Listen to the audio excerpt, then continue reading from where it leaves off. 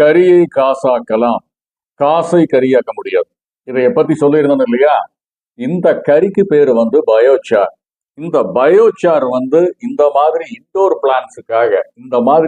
பிளான்ஸுக்காக செடிக்குள்ள தொட்டிகள்ல இந்த கரிக்கட்டையை நம்ம போடுறோம். இது எக்ஸ்போர்ட் ஆயிட்டு இருக்குது. இதற்கான மிஷினரிஸ், எப்படி இதைய பண்றது அப்படிங்கிறதுக்கான மிஷினரிஸ் இருக்குது. அதுக்கு பேரு கிளின். 2 விதமான பயோசார் கிளின் பண்ணிருக்கிறோம். அதாவது பயோசார் பண்ற மிஷினரி, எல்லா விதமான வேளாண் கழிவுகளையும் கரியா மாற்றக்கூடிய அந்த மிஷின் ஒரு செக்மெண்ட், சின்ன மிஷின் 64,000 ரூபா வருது.